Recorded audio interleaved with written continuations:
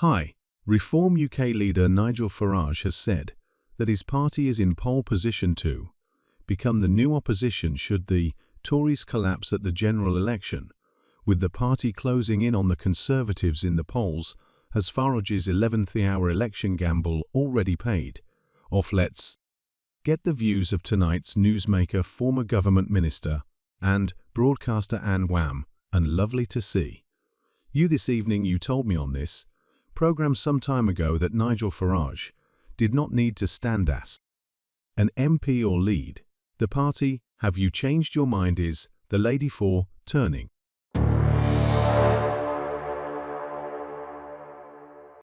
Well, I'm certainly very glad and was very glad at the time that he changed his own mind. And decided that he would, after all, stand as an MP, but above all, that he would lead the party.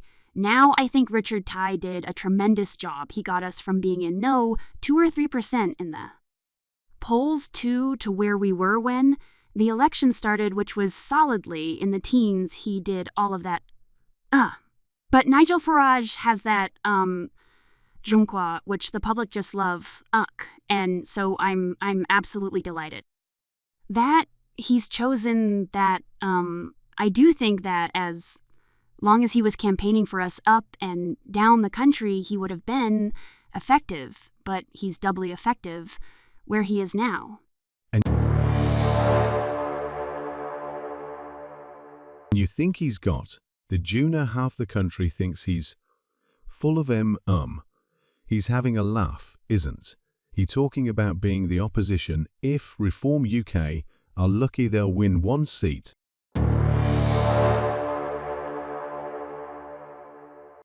No, he's not having a laugh at all, and nor am I when I say I do think we will become the effective opposition now. You know, remember that Nigel Farage got us out of Europe without setting foot inside Westminster as an MPF. And so don't always underestimate what can be done from outside, and I think that when the next election is over and the Tories, I believe, will be reduced to rump in Parliament, I think a lot of them will look at reform and will say hang on their saying what we used to say.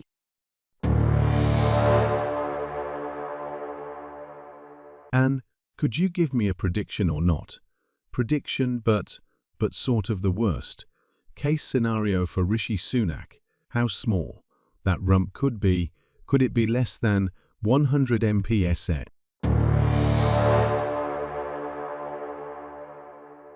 I think it could very easily be that the way he's going, I mean, even the campaign has been a series of blunders.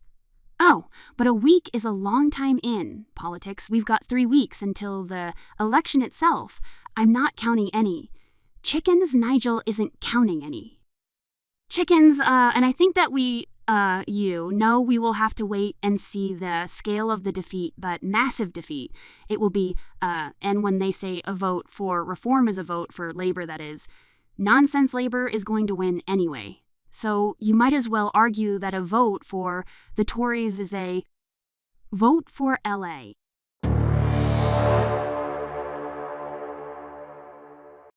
And if the Tories do collapse at the election, do they get replaced by Reform UK, or does Nigel re-enter the Tory machine, perhaps with your support, and saves them in a dramatic takeover?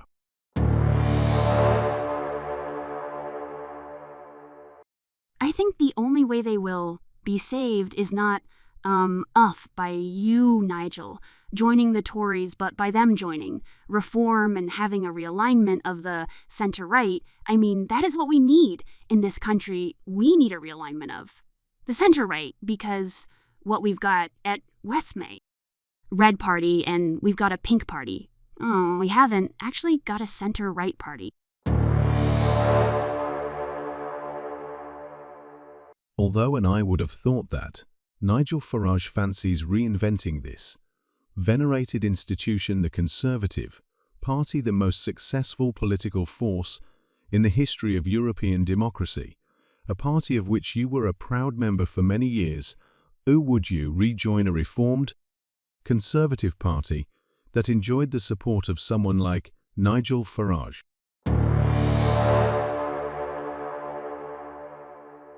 Well, if it was being led by Nigel Farage, I would look at it extremely seriously, but it wouldn't be. Rejoining the Conservative Party, it would be a new party, a new center, right? Alignment.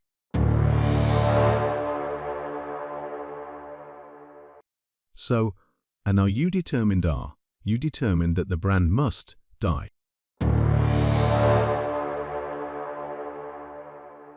I'm very determined that the Conservatives must actually be pulverized this time in order that some sort of phoenix can rise from the ashes, because they can't go on as they are. To not believe Nigel, I'm sorry, not. Nigel Mark, I know I've said it before. On your program, I'm going to say it again. I still can't believe me just get into my head that a party that came in with an 180 majority and a massive mandate has made such an unholy mess of everything. I can hardly believe it, and a lot of it, as I've said before, is down to the quality of which is appalling.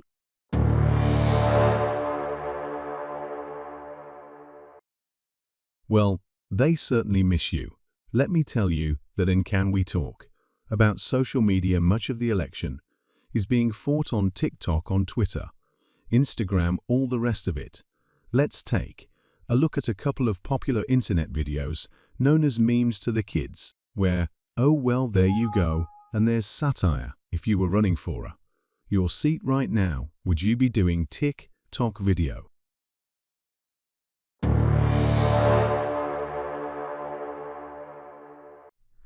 Well, as you know, I do no social media at all, and I resolutely stuck to that while I was an MP and it was starting to come as I was leaving. But now I think there is no argument at all that whether I did it or not, or whether I got somebody else to do it, there would have to be some sort of presence on social media. Even if it's just Facebook, that you can do without it. Already an internet sensation because my brilliant digital team Daniel's working on the show. Tonight we clip up your go viral, you make a lot of noise, you've had millions of impression long. May it continue, and I'll see you in a week's time. Thanks for watching.